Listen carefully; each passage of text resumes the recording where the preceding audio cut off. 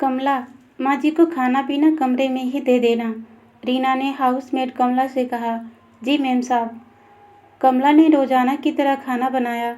1 बजे तक चुनमुन और विकी भी स्कूल से आ गए।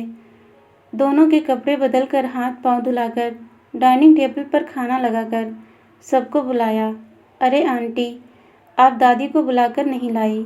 ठहरो, मैं बुलाकर लाती हूँ, चुनमुन ने कहा तो विकी ने बड़े भाई होने का फर्ज निभाते हुए कहा, तू रुक, मैं लेकर आता हूँ दादी को। कोई कहीं नहीं जाएगा, दादी को उनके रूम में खाना दे दिया है, वहीं खा रही हैं वो। तुम लोग चुपचाप अपना लंच करो। रीना ने कहा, दादी की तबीयत ठीक नहीं है। मम्मी क्या? दोनों बच्चे एक साथ बोले। हाँ, थोड़ी तबीयत ठीक नहीं है, खांसी हो गई है। तुम लोग दूर रहना उनसे, कहीं तुम्हें भी न लग जाए।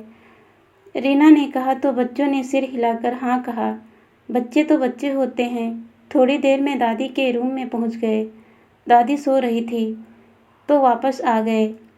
रीना ने देख लिया तो फिर मना किया।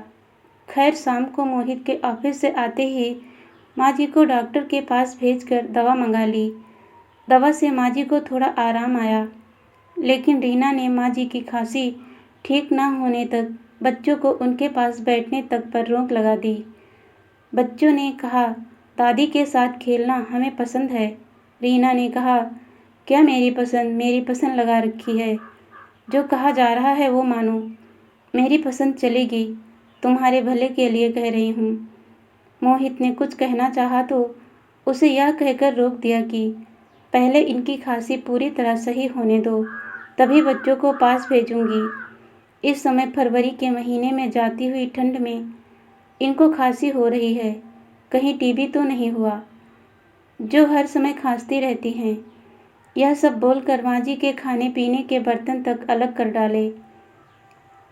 मोहित घर की सुख शांति के लिए चुप रहा, परंतु अपनी मम्मी का टीबी का टेस्ट करवाया और सभी टेस्ट करवाने के बाद जो नतीजा सामने आया वो ये था कि मम्मी को इस मौसम में वातावरण के परागकणों के बढ़ने के कारण खांसी आ रही थी, जो एंटी एलर्जिक दवाइयों को देने पर धीरे धीरे कम होने लगी। मम्मी की तबीयत सही होते देख मोहित ने रीना को समझाया, मम्मी बिल्कुल ठीक है, मौसमी एलर्जी की वजह से खांसी हुई थी जो कम हो रही है। अब तो उन्हें सबके साथ उठने बैठने दो और एक से बर्तन में हमारे साथ खाना खिलाना शुरू कर दो। तुम्हें बस अपनी मम्मी की पड़ी है, बर्तन अलग ही रहने दो इनके अभी तो, कहकर चुप करा दिया रीना ने।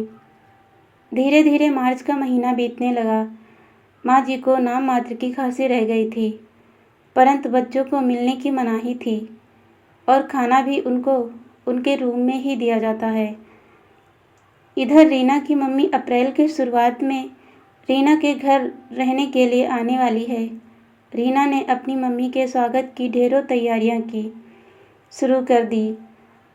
जिस दिन वो आने वाली हैं, घर में उठती सुगंधित खाद्य सामग्री की खुशबू से रास्ता चलते राहगीरों के नथने फड़कने लगे। शाम को जब उनकी फ्लाइट लैंड हुई, तभी घनघोर घटा घिर आई और जमकर बारिश होने लगी। कैब से निकलते निकलते घर के अंदर पहुंची, तब तक ताबड़तोड़ बरसात की लहर से भीग गई माला जी। खैर, जल्दी से मम्मी को ड्राइंग रूम में बिठाकर रीना ने तौलिया दिया। सिर पोंछते पोंछते माला जी को एक बार तो छींकों की झड़ी सी लग गई। छींक रुकी तो माला जी को हल्की खांसी आने लगी। माला जी को वहीं छोड़कर किचन की ओर गए, देखा उनकी मम्मी अदरक वाली बढ़िया गर्मा गर्म चाय बना रही है और कप में छानने वाली है। मम्मी 1 मिनट रुको, इस कप में चाय मत छानो, प्लेट भी दूसरी ले लो मम्मी। विकी बोला, क्यों, क्या हुआ बेटा, गंदा है क्या कप? रीना ने पूछा। मम्मी, नानी को इस कप में नहीं उस कप में चाय दो, उंगली से इशारा करते हुए चुनमुन बोली। चुनमुन की नज़र का पीछा करती रीना की नज़र कप पर पहुंची। क्या देखती है वो? मम्मी जी के नीचे की तरफ रखे बर्तनों की ओर चुनमुन ने इशारा किया है। पर इन बर्तनों में क्यों? दादी को भी तो खांसी में कब से आप इन बर्तनों में खिला पिला रही हो? नानी को भी खांसी जुकाम है तो उनके बर्तन अलग कर दो। विकी बोला, हाँ भैया, हम नानी के पास जाएंगे भी नहीं, उनके रूम में बिल्कुल नहीं जाएंगे।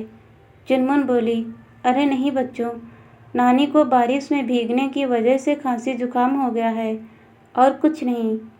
रीना ने बच्चों को समझाने की भरपूर कोशिश की, पर बच्चों ने यह कहकर सिर से उसकी बात खारिज कर दी कि दादी को भी मौसम की वजह से खांसी हुई थी, तो आपने उनके बर्तन तक अलग कर दिए थे, तो नानी को क्यों नहीं। बच्चों की बात सुनकर रीना को अपनी इतने दिनों की करनी आंखों के आगे घूमती नजर आई। अब आज जब अपनी मम्मी पर आन पड़ी तो रीना अपने बनाए झूठे जाल में तड़प रही है, कसमसा रही है। सच ही कहा गया है, जाके पाँव न फटे बिवाई, वो क्या जाने पीर पर आई। बच्चों ने मम्मी को आईना दिखा दिया। रीना की मम्मी को जब सारी बातें पता चली तो रीना को कसकर डांट लगाई। उन्होंने अपनी समधन जी से माफ़ी मांगी और रीना से भी माफ़ी मंगवाई। जितने दिन माला जी वहाँ रहीं, समधन जी के साथ ही रहीं। माला जी और हाँ, नानी का जुकाम ठीक हुआ। फिर तो बच्चों ने दादी नानी दोनों के साथ खूब मस्ती की। अब बेरोक टोक दादी के रूम में फिर से बच्चे महफिल जमाने लगे हैं। दोस्तों, कहानी कैसी लगी कमेंट में बताइएगा और मुझे सपोर्ट करने के लिए मेरे चैनल को सब्सक्राइब कीजिए। वीडियो देखने के लिए बहुत बहुत धन्यवाद दोस्तों।